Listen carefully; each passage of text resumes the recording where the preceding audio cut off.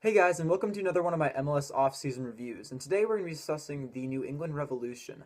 Now, the New England Revolution is a team that I really enjoyed watching last year, and I think that they have a very bright future ahead of us. They have lots of young talent, and I think it's really exciting for the fan base what they're doing there. I mean, guys like Kellen Rowe, who I really enjoy watching. I think he was unlucky not to actually get into the U.S. national team camp this winter. I felt he was very unlucky not to have a spot there.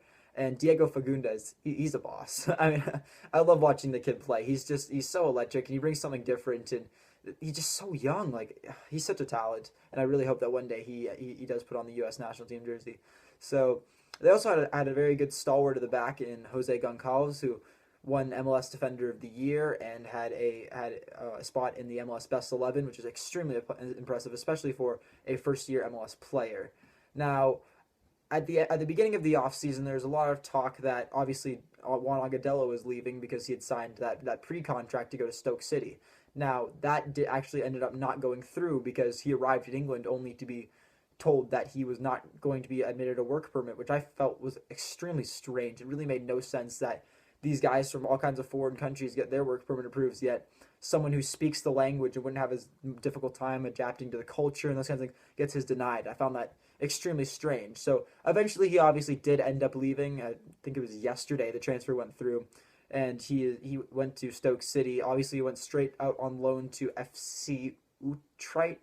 I hope I'm saying that correctly. They're a team in the Dutch Eredivisie, and he's going to stay there obviously until at least the work permit hearing in March, hopefully, so Stoke City can get him back then. And I think that's good for Juan Agudelo. He's a very promising player. The Eredivisie has proven to be a league that is very good for developing young players, and he kind of has that flair and that style and that kind of swagger that I would really like to see in the U.S. men's national team picture. And I think I think he's a quality player, and I really hope that he can develop into something. Now, after the whole fiasco there about him being denied the work permit, the re-entry draft was right after that, and they selected Danley Borman with their pick in the re-entry draft, the defender from Toronto. Now, after they picked him, they could never agree to terms on a contract, so he ended up not signing with them, and they never got him. So in the last couple weeks, they've been involved in a couple trades. January at the beginning of January, Michael Parkhurst was rumored to be coming back to MLS, but not with the Revolution. So the Revolution traded the rights to Michael Parkhurst to the Columbus Crew for allocation money in the fourth overall pick in the MLS draft. Then they also acquired the 11th overall pick from Colorado for the 12th and 19th pick. So they moved from 12th and 19th to 4th and 11th. I thought that was pretty smart from the Revs. I thought they did some good trades there and got some higher picks for really not losing anything. So in the draft with the fourth overall pick they selected Steve Newman out of Georgetown, who I really like Steve Newman. Obviously, he's been knocked for not having the best athleticism, but he's extremely technically gifted. He had 10 goals and 6 assists last season, and he can play all over the place. In fact, Alexi Lalas compared him to Brad Evans just based on the fact that he can play wide, he can play in the middle in the midfield, he can play up top. I mean, he can play anywhere.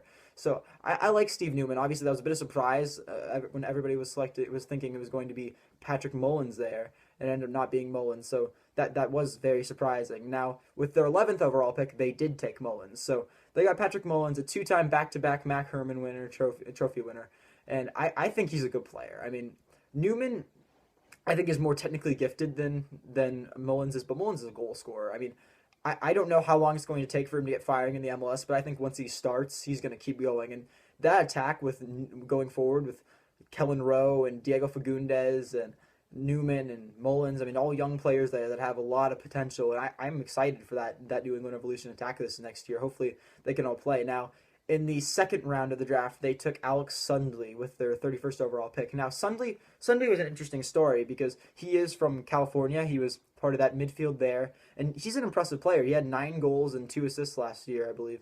But he wasn't actually allowed to participate in the combine because he had unusually high blood pressure, and they were scared that he actually had some kind of disease. They were really worried for a while, but when he got home and they tested him again, it turned out there was nothing wrong with him. So maybe he was just extremely nervous. I'm not sure, but that kind of turned a lot of teams off him because of his high blood pressure. But the Revs took a chance on him. He's a very talented player. I think he would have gone much higher in this draft, potentially in the first round, had he not had that little fiasco there. So I think overall the New England Revolution are doing very well going forward. I think they have a solid defender, obviously in Goncalves, and I'm really excited for their future. I think their fan base should be very very excited for that future.